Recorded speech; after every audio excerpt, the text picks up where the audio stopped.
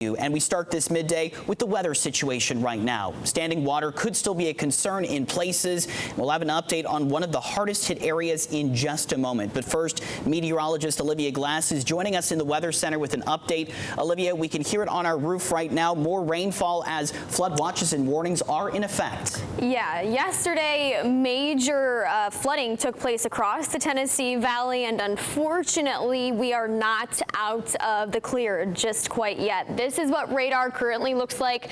Lots of heavier downpours are right along the Tennessee border, as well as through portions of our northern Tennessee counties as well. Bledsoe, Sequatchie County also picking up on some heavier bands of rainfall too. Additional shower activity is also just starting to develop through northwestern Georgia as well, towards Dalton, Lafayette too. All of these bright green shaded boxes you're seeing are current flash flood warnings. This first one is out for portions of central Hamilton, Bradley County as well until 4 o'clock Eastern time today. Half an inch to an inch of rain has already fallen just today in those locations. An additional, say 1 to 2, even some isolated spots higher than that.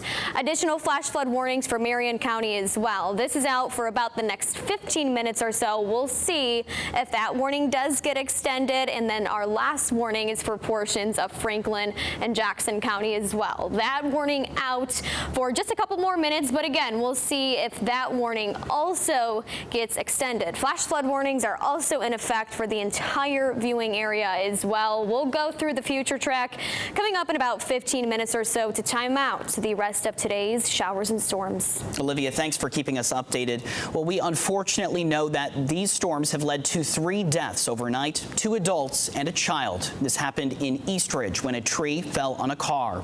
News Channel 9's Meg Doyle is joining us live from Eastridge this hour. Meg, what does the damage look like out there? Good afternoon, Dane. Right now we're in the car because there is some thunder and lightning passing through the area. So, of course, we want to make sure we're being safe as well.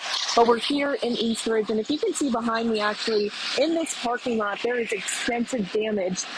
Water from that flash flood actually got up underneath of the asphalt and lifted it up. Now, this is just a portion of the damage that I've seen this morning. This morning, I rode along with local and county officials, including Mayor Weston Wamp, going door to door in neighborhoods, especially who were severely affected by those flash floods. I spoke with a woman who was rescued by raft out of her home, and she was telling me just how traumatic this experience was. And she says, you know, where her neighborhood is in a floodplain, but she's never seen anything quite like this. She let us walk into her home, and we saw that water line. In some homes, the water got up to 2 feet. In homes, we know another nearby hotel, about 20 residents had to be evacuated, and we saw the water line there as well. We spoke with other neighbors who said this has been the second time in 2 months that their home has been flooded. Now, one thing Mayor Weston Wamp did say, he spoke to us about how he wants to stress that this was a flash flood. This was not your typical flood, which is why it just, nearly 7 inches of rain fell just so quickly Tuesday evening. And so that's why we're seeing this extensive damage, and first responders worked so hard overnight. The American Red Cross opened up a shelter at the Brainerd Recreational Center for those who were displaced through the flood. And now it's just looking forward to what's next and looking ahead. But like I said, we did speak to Mayor Weston Wamp, and he told us that officials are doing everything they can right now to assist those who've been affected. A flood is one thing. This was really a flash flood situation. So much rain so fast. It's not really a function of what kind of drains you have. Any area is subject to a flash flood. That's what we saw transpire last night, and what we're hoping doesn't happen again this afternoon. And like Mayor Wamp just said, hoping that it doesn't happen again this afternoon. Again, as we just heard Olivia talk about the forecast, as we're out here in the rain, we know that we are going to get more rain as we move into this afternoon and evening hours. So just want to stress to be safe if you have to head out on the roads this evening. Again, those creeks and those waterways are already at high water levels. Turn around, don't drown. We've been saying it all morning, and we're going to continue to say it for the rest of the day. Your safety safety is the most important, and we're going to continue following this throughout the rest of the day, and we'll have more information for you later on our evening shows. Reporting live, I'm Meg Doyle. Dane. Keeping a close eye on those active watches and warnings. Meg, thank you. We'll take a look at what happened during that flooding along I-24. Our TDOT SmartWay cameras capturing this moment. A first responder carrying a woman and rescuing her after she became trapped in her car along the interstate. This just one of the many rescues that took place during the height of the flooding yesterday. We also saw swift water teams helping those who were trapped in their homes. Hamilton County Emergency Management sharing this video from Clemens Road and Swope Drive. Crews helping a family get to safety using an inflatable boat. Chattanooga Fire says the Brainerd Recreation Center was opened overnight as a shelter for anyone impacted by the flooding. Meanwhile, here's video from Hickory Valley Road off of Shallowford Road. You can see that roadway dealing with the standing water overnight.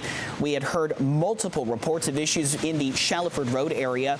Parts of Highway 153 near the Shallowford Road exit ramp were closed yesterday due to the high waters there. Moving now to Howell Drive off of Highway 58. Take a look. The high waters flooding yards and reaching some homes in that neighborhood.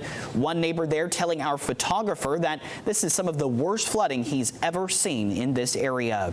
And parts of North Georgia also inundated with all that water. Photos here off of Van Cleet Road near Old Fort Baptist Church. You can see that car partially submerged in that water. We've heard several reports of evacuations and rescues in the Fort Oglethorpe area. And we also have video here from Rossville, Georgia. A viewer sending this in of a heavily flooded roadway. You can see that water flooding the yards and houses on that street.